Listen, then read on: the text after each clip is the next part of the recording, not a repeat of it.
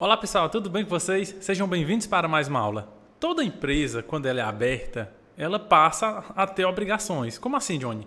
Uma empresa, uma vez constituída, a partir do momento que ela tem um CNPJ, ali ela já começa a prestar informações, a prestar contas, vamos entender assim, aos entes federativos, município, estado e união. E nós chamamos essas obrigações, de obrigatoriedades, parece até redundante, também chamado de obrigações acessórias. Toda empresa ela tem uma obrigação principal, pagar imposto, tá bom? O que é obrigação acessória é aquilo que não é principal, é acessório, é secundário. E nesse caso são as informações, prestações de contas, e é isso que nós vamos ver agora, tudo bem? Vamos lá. Vamos agora compartilhar aqui nosso material, vamos dar uma olhadinha aqui na parte de obrigações acessórias do Simples Nacional. E nós temos aqui, percebam nessa coluna aqui, na primeira coluna, cor preta, tudo bem? Para facilitar para vocês. Nós temos aqui algumas obrigações acessórias. Na parte rosa, a periodicidade, com que frequência nós entregamos. Na parte lilás, o vencimento, nessa coluna. E na última coluna, o fato gerador. O fato gerador é o motivo que me faz ter que entregar isso. Por que eu sou obrigado, né? Nesse caso, vamos para as obrigações acessórias. Nós temos aqui a apuração do DAS. Toda pessoa que tem uma empresa do Simples Nacional tem que pagar um imposto, aqueles 8 impostos num boleto só, chamado DAS. Nesse caso, a apuração... O recolhimento é a obrigação principal. A apuração, o fato de você entrar no sistema e calcular, fazer as informações, é a obrigação acessória. Tá? Então, nesse caso, é a obrigação acessória. A apuração do PGDAS, ela é mensal e ela é para ser feita até o dia 20 do mês seguinte. Por exemplo, se alguém vendeu em julho, tem que fazer isso até agosto, dia 20 de agosto. Se alguém vendeu em dezembro, tem que fazer até dia 20 de janeiro do ano seguinte, tudo bem? E qual é o fato gerador dessa apuração? O fato gerador é a existência da empresa. Uma vez que ela já existe, ela tendo faturamento ou não, ela tem que fazer isso todo mês. Johnny, todo mês? Todo mês, tá bom? Por que isso, gente? Porque tem gente que acha que se a empresa está parada, está sem movimento, não precisa fazer. Precisa sim. Então, aí já entra um outro parâmetro de administrativo, tá? Tem alguns empresários que acham que porque a empresa dele está parada, fechada, não precisa pagar contador. Se o contador não recebe, ele não vai fazer isso. Se ele não vai fazer isso, vai ter penalidade, como por exemplo a multa. Quem não faz essa obrigação acessória tem uma multa, atualmente de R$50. O que isso significa? Que você, mesmo que você tenha um empresário optante pelo Simples, que não tem movimentação, cabe a você designar com ele um valor mensal para ele te pagar, porque isso, enquanto a empresa existir, vai ter que fazer. A DEFIS é da mesma forma, só que a diferença é porque ela é anual. Enquanto essa primeira é mensal, essa aqui ela é anual. O que isso significa, Johnny? Que nessa DEFIS anual, ela é a prestação de contas como se fosse o imposto de renda da pessoa jurídica. O imposto vai prestar contas do estoque, do caixa. Nesse caso, o vencimento dela é em março e em abril do ano seguinte. Finalizou um ano, de janeiro a dezembro, em março e abril do ano seguinte. Tem ano que muda, vai para frente, para trás, mas mais ou menos a base é essa. Qual é o fato gerador da DEFIS? Novamente, o simples fato da empresa existir, sendo optante do Simples, tem que fazer essas duas. Então, bote aí na sua agenda a apuração do DAS e DEFIS. Nós temos agora, a partir dessa parte aqui para baixo, você já tem que ficar atento a um detalhe, ao seu estado e a outros fatos geradores. Por exemplo, tem casos que você vai ser obrigado a fazer essas obrigações acessórias aqui abaixo ou não. Essas de cima é sagrada a nível nacional. Independentemente do estado que você esteja assistindo, marque essas duas na tua agenda. Agora, o SPED fiscal, por exemplo, para alguns estados depende do tamanho da empresa, depende do faturamento, depende do porte. Não cabe aqui a gente falar de 27 estados porque vai longe, tá?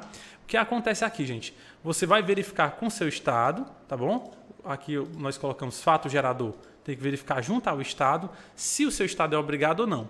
Nesse caso, se for o SPED fiscal ele é mensal, geralmente no dia 15, tá bom? Eu conheço estados onde não era obrigado, passou a ser obrigatório, depois geraram desobrigatoriedade de novo, hoje não é obrigado novamente, tá bom?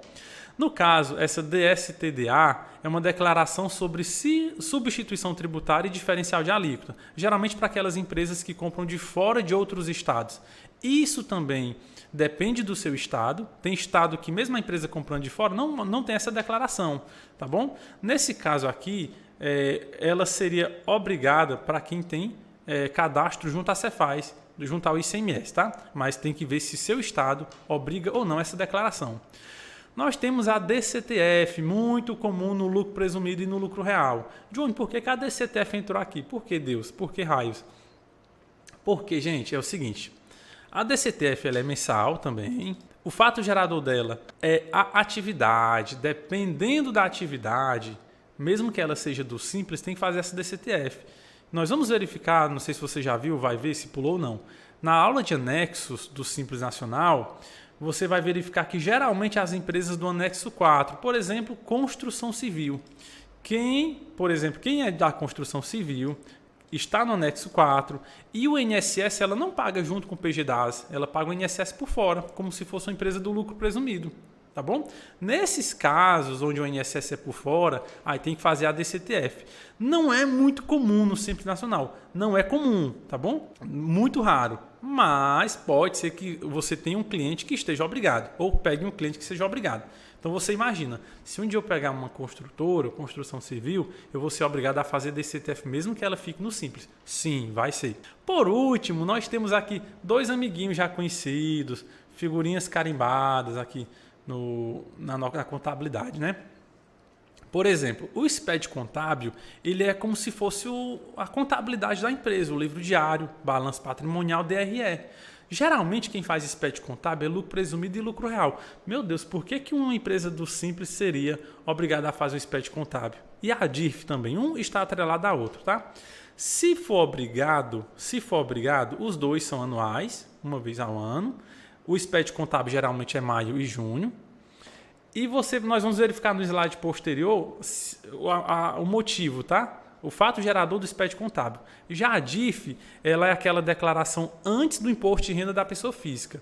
É essa declaração aqui que diz para a Receita quantos sócios ganharam da empresa, tá bom?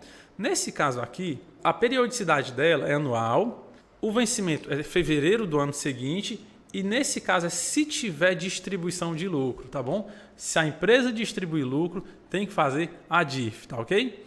Vamos agora verificar no slide posterior em relação ao SPED contábil, para que você entenda a essência, tá bom? Vamos pegar na raiz, para que não tenha dúvida. Aqui é o seguinte, nós temos 3 colunas, o posicionamento do Código Civil, o posicionamento do CFC, Conselho Federal de Contabilidade, e nós temos o posicionamento da Receita Federal. Aí eu te pergunto, qual desses 3 você vai seguir? Vamos ver. O Código Civil, né, de acordo com o novo Código Civil, que é a Lei 10.406 de 2002, ele diz o seguinte, o Código Civil, independentemente do porte econômico e do regime tributário, as empresas são obrigadas à manutenção da escrituração contábil.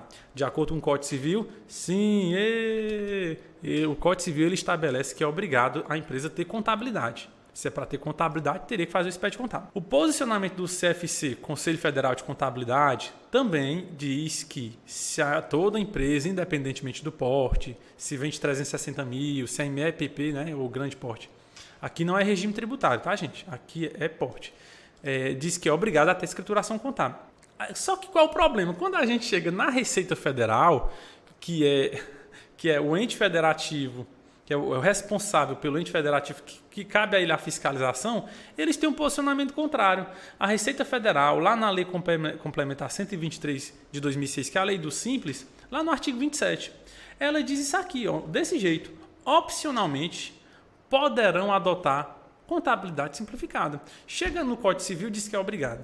Chega no CFC, diz que é obrigado, qualquer empresa. Só que a Receita ela diz assim, para a empresa, se ela for do Simples, ela pode adotar um modelo simplificado. Ou seja, eu não sou obrigado a ter a escrituração contábil do SPED contábil, que é um modelo completo. É uma escrituração simplificada, um livro caixa da vida, né? E nesse caso, algumas pessoas, alguns analistas, tributaristas e a própria Receita nunca cobrou contabilidade do Simples Nacional, porque ela traz isso, ela fala que é opcional.